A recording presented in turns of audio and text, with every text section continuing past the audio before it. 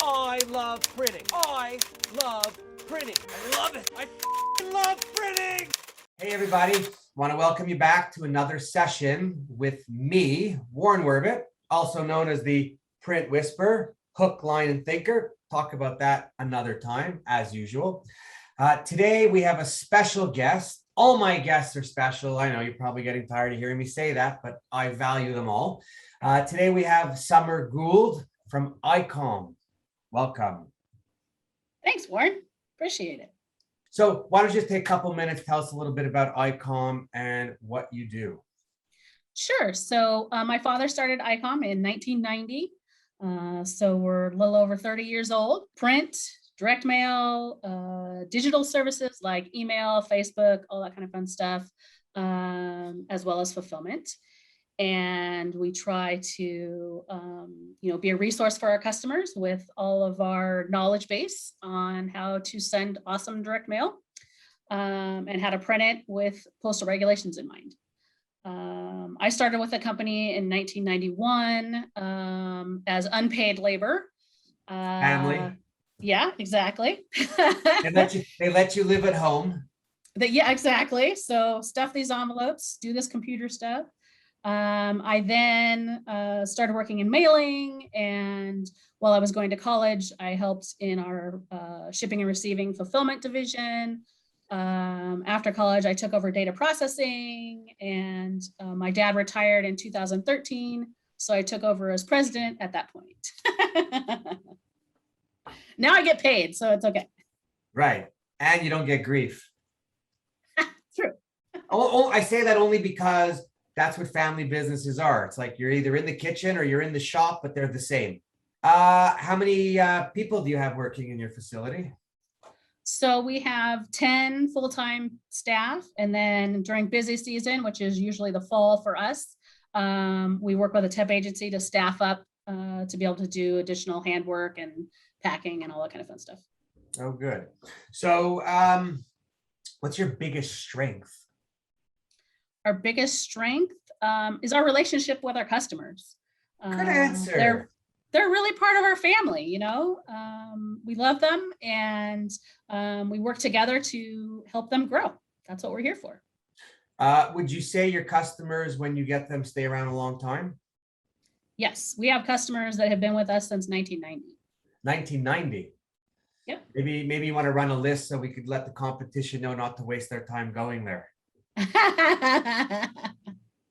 That's pretty. So I would say just by you saying that, there has to be something really special within your company, because when I was at it, I had some customers 10 years, 15 years, maybe one or two, 18, but anywhere between 5 and 10 is when you usually get a change. And that means that you're doing something right, because those customers have probably had a lot of people come and go. That's very true. Yeah.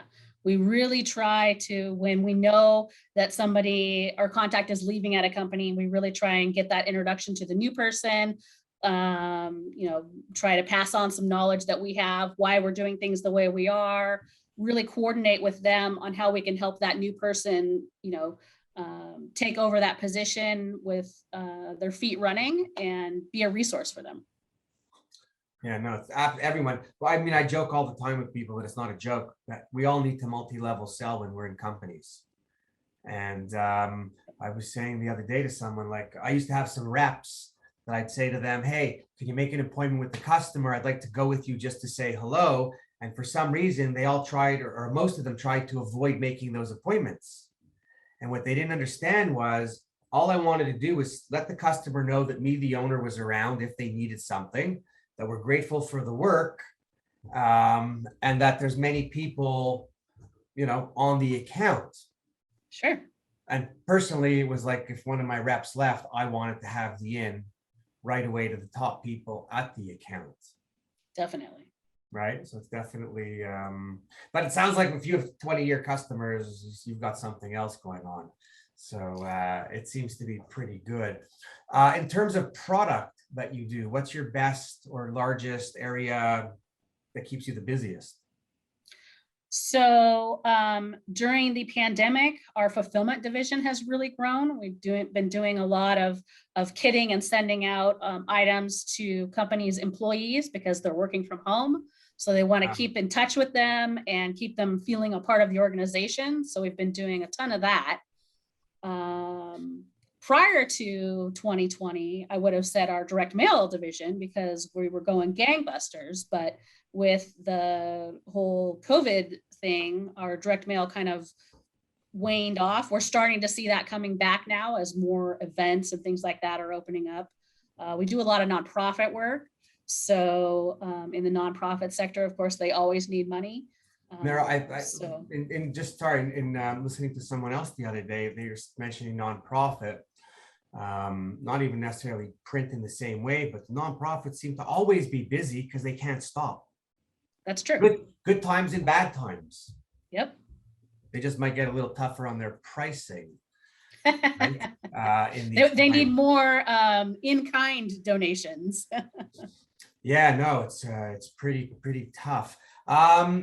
Speaking of savings and money and everything, your pricing to competitors, are you considered on the low, high, medium side? We're on the medium to high side because we really take a consultation approach with customers, and they value our opinion and what we bring to the table. So we're not Walmart. We're probably more along the lines of Nordstrom. Nothing wrong with Nordstrom's. No, we provide that extra customer service, and it's I was going to say Nordstrom's when they have that one-day sale where you can get like James Purse t-shirts at half off, which are great. It's always something, right? But yeah, no, I'm asking the pricing question just because I was curious, and I like to hear when people are on the medium, high side. I was saying to someone the other day, I was talking to them, and I happened to know they were on the lower side of pricing. And I said to them, and I hope anyone who's listening, please listen. And if you know anyone this applies to, please tell them. Now is the time for the bottom feeders in our industry and everyone else to adjust their pricing to what it should be, because every other industry is doing that right now. Corrugate, chemicals, plastics. And from what I understand, everybody's kind of accepting it, right? Yeah. Retailers are taking the new pricing coming from their suppliers because of the 25 grand to ship a container overseas instead of 7 before the pandemic. So my message to the industry is like, folks, if you were not selling high, you weren't making money, now's the time your customers will understand. Don't be stupid. Exactly. Right? I mean, I think there's a room for all of us to make a little bit of money. And if we don't make the money, we can't keep investing. Exactly. So on the investing front, what have you invested in lately? And what are you maybe thinking of investing in the future? So we upgraded our color digital equipment last year. We're a Konica Minolta shop. So we have currently 3 Konica machines. I took out 2 and replaced them with 1 last year because I was able to get a really smacking good deal during COVID. They really negotiated well. It worked out well for me. So we can print on more substrates, and we can do it faster with the new equipment. So what's the sheet size of your digital? On that one, it's 13 by 19. Cool. But we do a lot of postcards, so that size works for us. Works perfect. And what would be your best niche in terms of, and I'm not asking you to give the name of a customer or anything, of course, but just where you find that it's easier to work with customers because they're more accepting, for lack of better wording. So, I mean, our major verticals are nonprofit, healthcare, higher education. We do a lot with higher education here in San Diego County. I feel like those areas are really strong and understand how important direct mail is to drive business. So I think those core clients drive us, and then we're always searching for more verticals to add to that core group, but those are the major ones. Do all of your clients that print with you do direct mail? Almost all of them. Yeah. I'd say like 99%. Wow. Haven't heard that before. That's a big 99%. And you have salespeople on the road? We do. Before the pandemic, I had 2 outside sales reps. I now have 1. We downsized that a little bit. I do some sales myself. So Who could sell better than you? Yeah. So how often do you do your own direct mail campaigns? Well, prior to the pandemic, when people were in the office, we did monthly mailings to customers and prospects. With most of our marketing customers not being in the office, we stopped doing direct mail campaigns to them. I'm considering bringing that back now as more people start coming back to the office. But yeah, I completely agree with sending direct mail pieces to prospects and customers because, hey, that's what we do.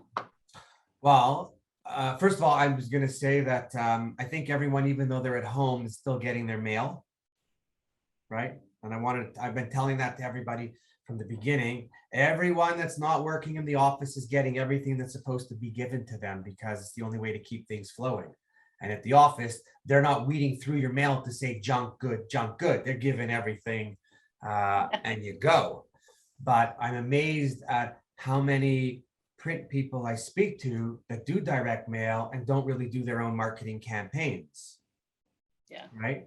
I was always a believer that you do your own direct mail campaigns because we all know the numbers are greater and the return of reaching people and then cost of conversion.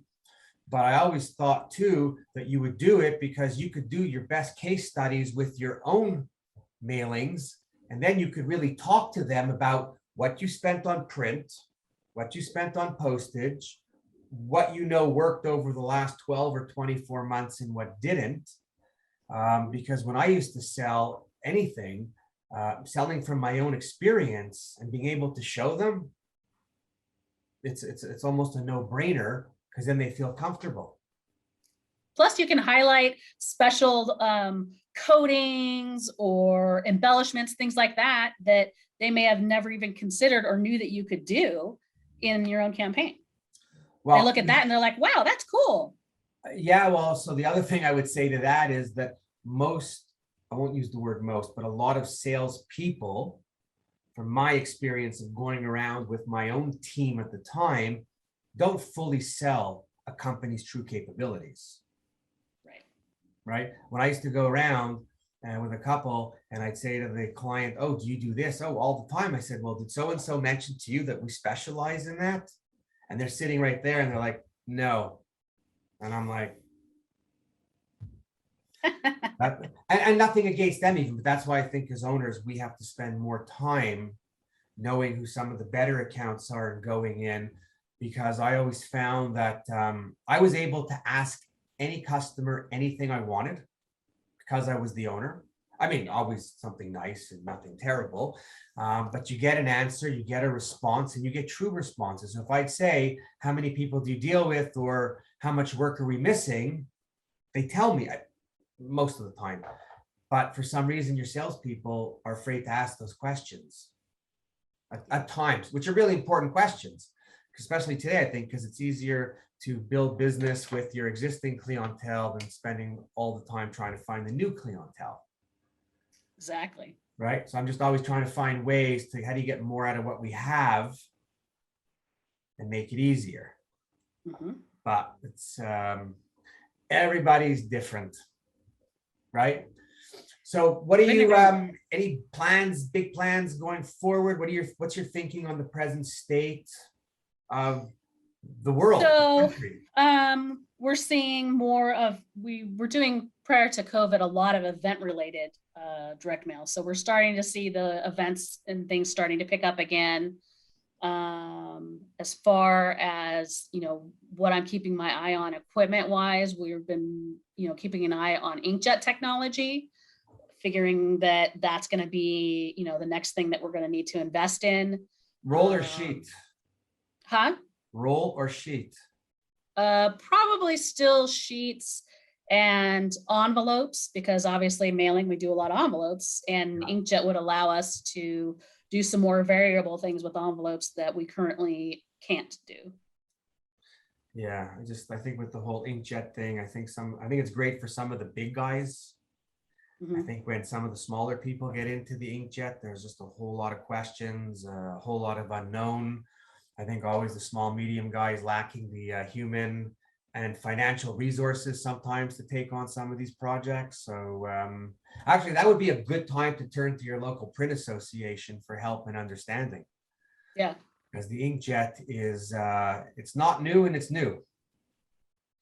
The technology is getting better. It's still not as good as my customers would like it to be. So hence the reason why we're still, holding off on that. But I'm also on the board of the local PIA here in San Diego.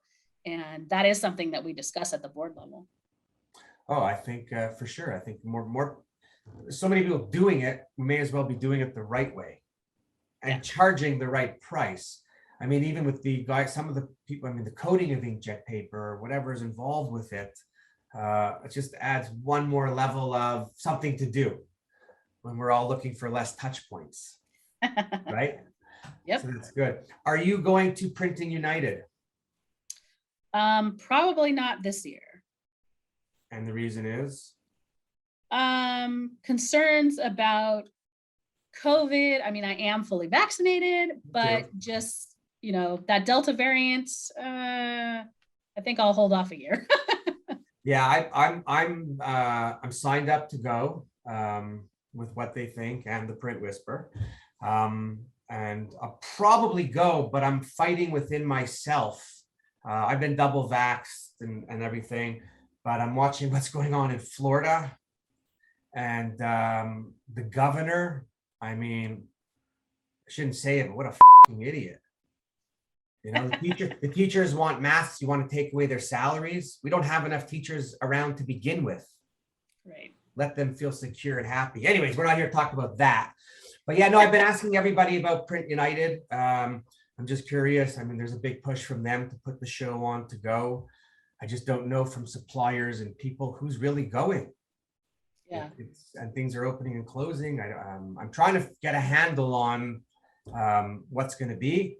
I am dying to get on a plane. I'm dying to go to a show and see people. And I like to hug and shake hands. So I don't know how everyone's going to be doing that these days with maybe a little elbow. But I'm busted. And I'm sure everybody else is. This COVID thing has made me, I don't know, for someone who didn't really care about a lot of stuff, all of a sudden I care about stuff. And actually I checked, I was out of town, well, not that far. I drove 5 hours 2 weeks ago and fishing, of course. And I checked into a hotel. And what I didn't know was they don't make your beds anymore. Really? Well, check where you are. But at this hotel, they're not doing that because they're not going into your room.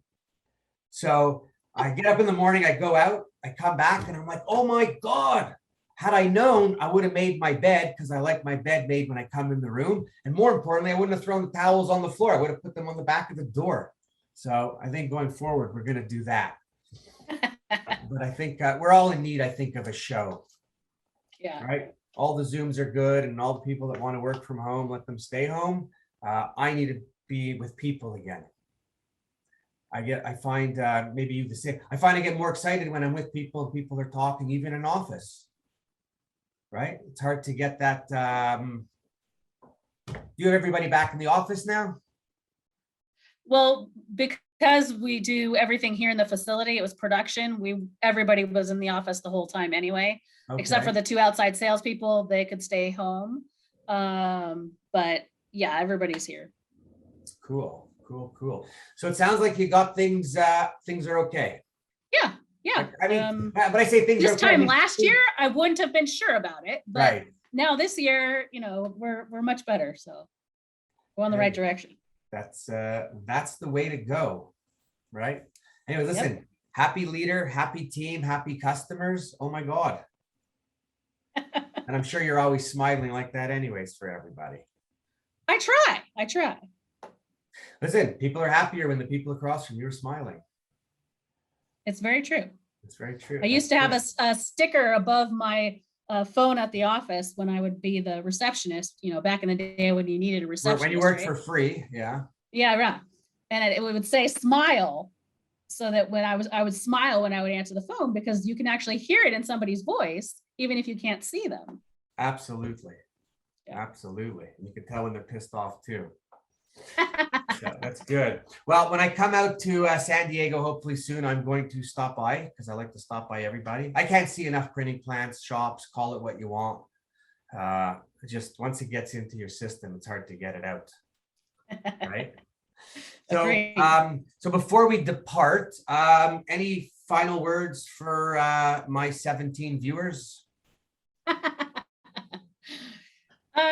Yeah, I mean, I think that over the years, print and direct mail have changed significantly, but it's still one of the best ways for your customers to reach out and get in touch with their customers and get their business. So I fully expect that it will continue to change in ways I can't possibly think of at this point, but I don't think it's ever going away. It's just changing and getting better. You know what? That's what I tell everybody. Print is never going away. I don't give a rat's ass what anybody says. It's people have always talked down to us, right? Sure. But we haven't gone anywhere. It just changes the way in which it works, but it keeps working. And if one thing is off, then one thing is up. So yep. Everywhere, listen, look around your office, look around your house, look around everywhere. Everything's printed. So anyone who says print is dead should be shot. I say that jokingly if anyone's listening. I'm not threatening anybody. It's all good. So, Summer, I'd like to, thank you so much for taking the time to come on and sharing a little bit about your company with my, as I said, 17 viewers. If there are more than 17, please let me know. I'd like to know who's listening. I'm just going to keep doing this every week because I love what I do, love this industry in my veins, can't go anywhere else, can't give it up, can't get away. So it is what it is. Warren Werbitt, for what they think, I love print.